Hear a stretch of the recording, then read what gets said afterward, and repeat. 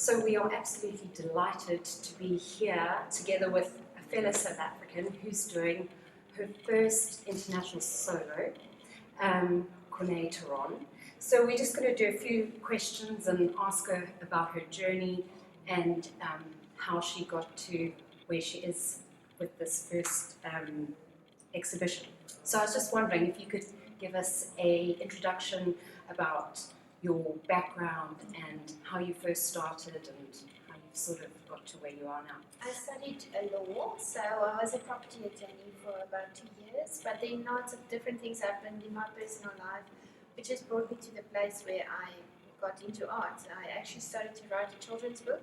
The book was never published, but I started to illustrate the book, and then my husband said, well, you have talent, why didn't you go for art classes? So it's not something that I did at school, whatever, and then I just went for art classes, and I went to a really good gallery in South Africa, Western Frida Gallery, which had some art courses, so I did it there, and then I got exposure to the galleries and artists, other artists, and then I just had my first art lesson, and that was over for me, I just wanted to paint, so I love it.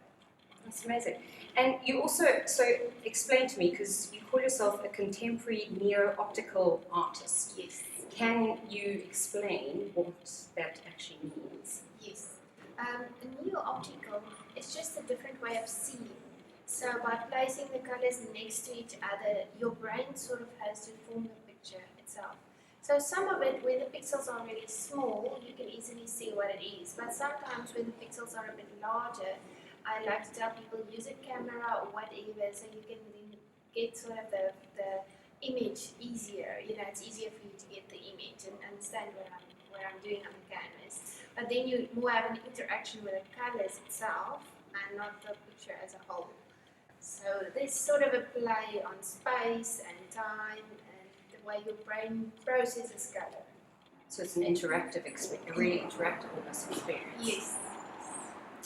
And then obviously the whole, so your whole exhibition is based on AMA.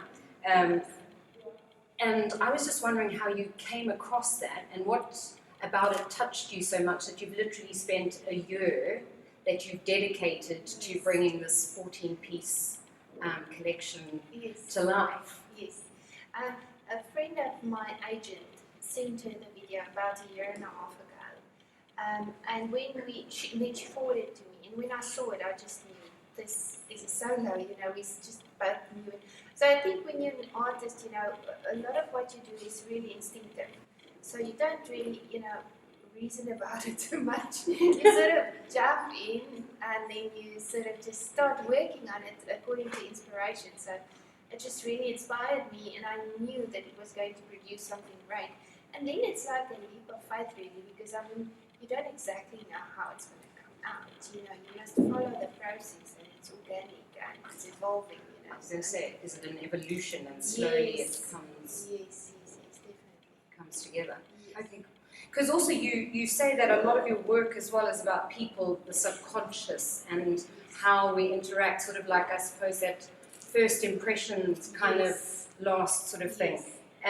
Is psychology and that aspect a big driver, or? Yes, I'm really interested by neuroscience actually and neuroplasticity, because it's very interesting to me. A friend of ours is a neuropsychiatrist in South Africa, and he told me that our subconscious, he calls it actually our stored memory.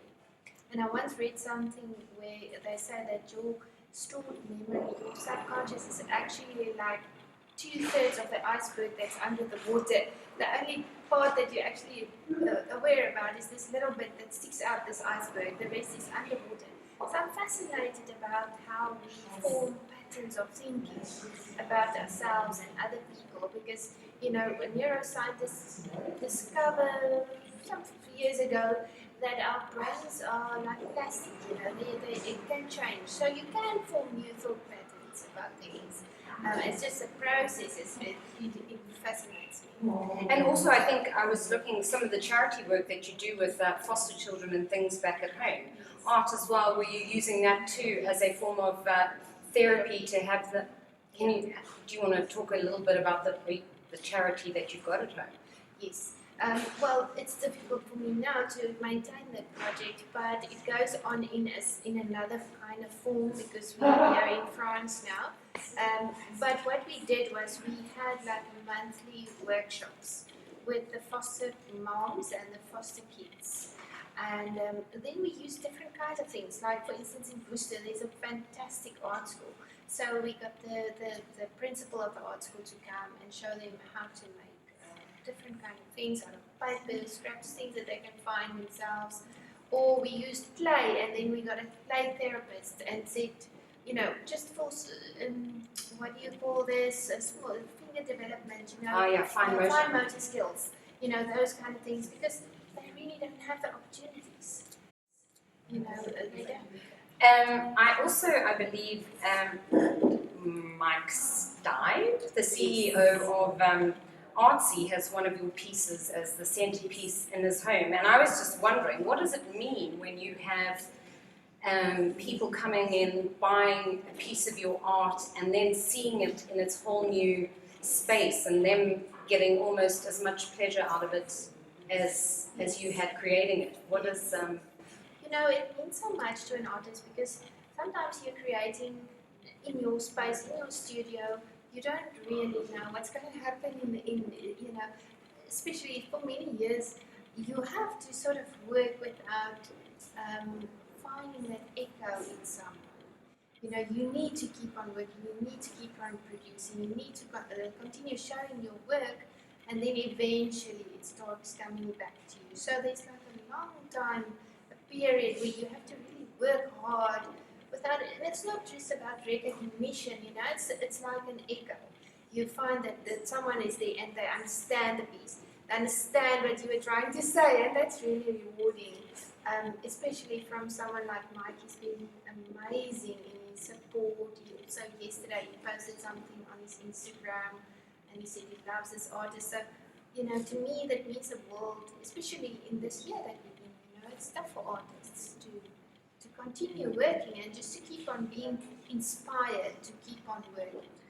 And one final question, if you had any advice for some of the young artists out there who are working and, you know, trying to get there, sort of, what advice would you give them? Obviously, you know, you have to work hard. You have to stick to it, and if you feel that that is what you want to do, you must just keep on doing it. But it's good to refine your voice, you know, to not be all over the place. And because I think a lot of artists start by doing lots of different things.